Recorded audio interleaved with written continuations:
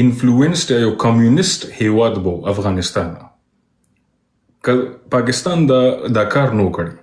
ستا ګاونډی به څوک و؟ هغه افغانستان چې سوویت کنټرول کې دی یا کمیونست ایډیولوژیکل سټیټ دی، یو پپټ سټیټ دی، بیسیکلی یو پپټ سټیټ وته وایي. اوس بیا ته خپل هیواد ته وګوره، پاکستان به د چا پپټ سټیټ و؟ پاکستان به د ویسټرن الاین پپټ سټیټ و. پاکستان سړی چې ته د سوویت د لاسو استعمال شوې، زه د امریکې د لاسو استعمال شو، بیا ورسره زه پوره منم چې زما زه د سوویت غلام شوم او ته د امریکې غلام شوې، زه ورسره سل په سله منم. که د افغانستان سړی وي ته د امریکې غلام یو، زه ټول عمر آزاد وم، دا بکواس دی. د دین په خاطر وا چې دلته سوویت یونین رغل د بیرته غي خبره ته راګرځم. په 1990 کې په جلال آباد د ډاکټر نجیب په وخت کې ولې بنظیر بوټو برید وکړ؟ ولې جنرال حمید ګل د مجاهدینو په وړاندې سره ټول کړل دته په 1990 کې په جلال آباد برید وکړ او وخت کې سوویت یونین عسکر هم نه موجود. اما دلته دیوان نظام د نه لرلو زمینه سازي وشوي د ولسونو ته. خیبر کې به انفلوئنس نه لري، په خوست کې به یې بدلته نه لري، دا امپوسیبل ده. مونږ پښتانه نظریات په مونږ کې زمونږ مثال د اوبو دی. که لرګي د هغې ځای نه په اوبو باندې ته کېدې وچ لرګي، هغه وچ لرګي دې خوا رارسي. که دې ځای نه لرګي کېدې هغه لرګي اخوا رسي. زمونږ مثال د اوبو دی. نو عبدالکریم زرغون یو بهترین مثال دی که تاسو پرې ریسرچ وکړئ چې څنګه مارکسیسټ کمیونست ایډیولوژیز پښتونخوا ته راګوزېدله. اوس فیض نور صاحب که تاسو جیو پولیټکس ته ګورئ نو د پاکستان نه لږ غوندې یو نیوټرل ابسټراکټ نظر وکړئ. که پاکستان دا جګړه نه وکړې په افغانستان کې، ستا ګاونډی به څوک خبرې؟ ستا ګاونډی به یو سوویت انفلوئنسډ یو کمیونست هیواد بو افغانستان. که پاکستان دا کار نو کړی، ستا ګاونډی به څوک و؟ هغه افغانستان چې سوویت کنټرول کې دی یا کمیونست ایډیولوژیکل سټیټ دی، یو پپټ سټیټ دی، بیسیکلی یو پپټ سټیټ وته وایي. اوس بیا ته خپل هیواد ته وګوره، پاکستان به د چا پپټ سټیټ و؟ پاکستان به د ویسټرن الاین پپټ سټیټ و. دا دواړه هیوادونه 400 غټ کرخه لري. یو چې د کمیونست سټیټ بو، بل به د کیپیټلیست یا کمیونست سټیټ کیپیټلیست سټیټ. د دې دواړو اوسنی مسایل تاسو ګورئ، یو هایپوتیټیکل سچویشن جوړ کړه.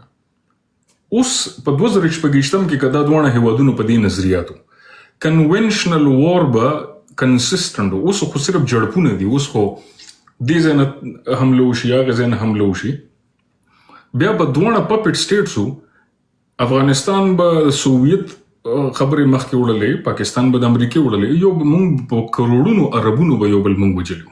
لکه اوس به حالات ډېر بدلو. نو دا یو طرف ته شو. بل طرف ته به څوک اوس؟ بل طرف ته به ستا هندوستان کوم چې پرو سوویت سټیټ دی. یو به د ګاونډی به د افغانستان به د پپټ سټیټ و، هندوستان به پرو سوویت و. د دې په منځ کې پاکستان دی. پاکستان هندوستان هم وایي چې ماتې کو، افغانستان هم وایي چې ماتې کو. دواړو سره کمیونست او سوویت سپورټ دی. د پاکستان ایگزیسټنس ته خطره پیدا شو، مکمل ایگزیسټنشل تھریټ دی. دا د دې ایگزیسټنشل تھریټ نه وتو دپاره به ته څه کوې؟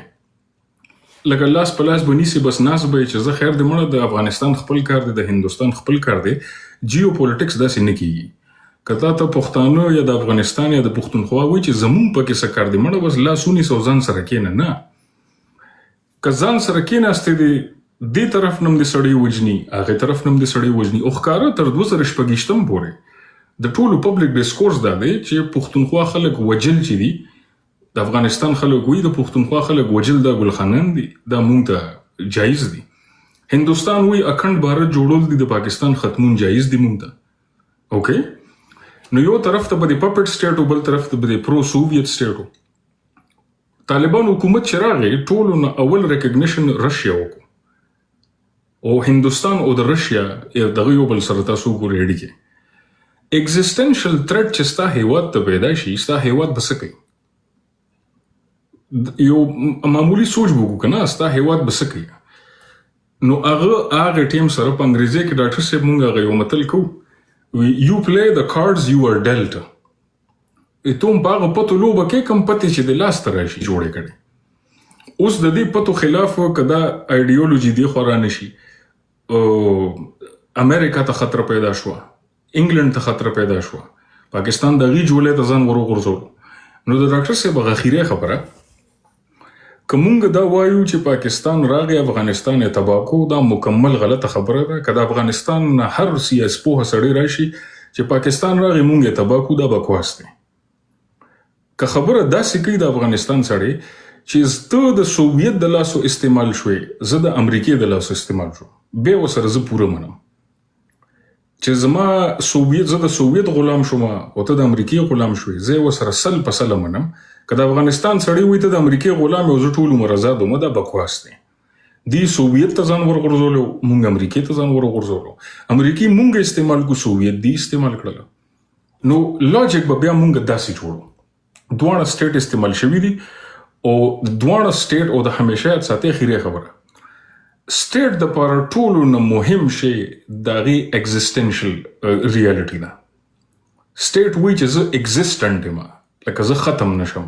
ریاست دا وی یو طرف ته افغانستان ستاسو د اگزیستنشل تھریټ دی بل طرف ته د هندستان اگزیستنشل تھریټ دی. پاکستان چې دا میلیټرایز شو نه یو سکیورټي سټیټ شو دا د دې وجه چې دوانو طرف ته اگزیستنشل تھریټس پراته دي د ریزن دی. نو دا زما خیره خبره و د دین په خاطر وا چې دلته سوویت یونین راغل د بیرته خبره ته راګرځم په 1990 کې په جلال د ډاکټر نجیب په وخت کې ولی بنظیر بوټو برید وکړ ولی جنرال حمید ګل د مجاهدینو په وړاندې سره ټول کړل دته په 1990 کې په جلال برید وکړ او وخت کې سوویت یونین عسكر هم نو موجود. اما دلته دیوان نظام د نه لرلو زمينه سازي وشوي د ولسونو ته څوک ورسره 15,000 کسان څوک اصلا خبره دا نه ده دلته اکبرزی سے یو ته پوسټ وکړ. اکبرزی سے وړو کې یو پښتنه مې وله باجوړ کمپین په کوم کال کې شو؟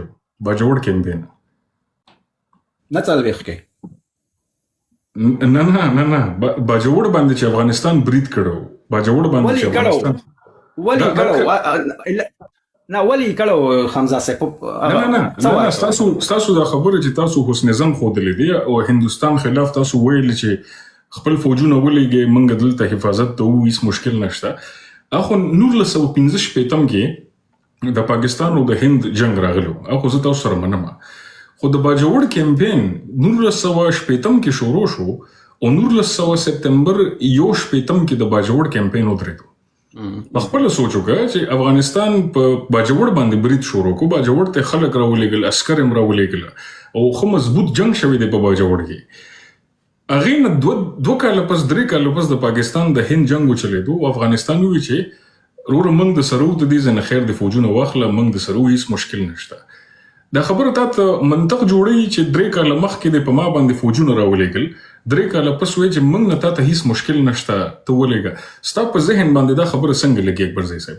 دا سده حمزه صاحب ما ته وویل چې پاکستان ایجاد په دې منطقه کې د افغانستان د وجود د ختمولو په خاطر ده.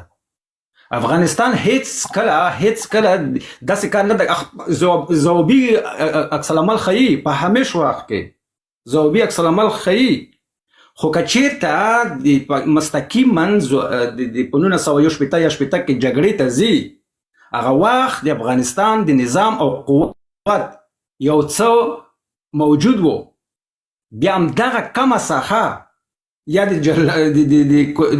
بجوال په وړاندې ولې دومره زر بیا جګړه پای ته رسیږي چا مداخله وکړه. اصلي علت نه باید سړی خبرې وکړي چې ولې د جګړه منځته راغله. مونږ تاسو راځي اکبرزی صاحب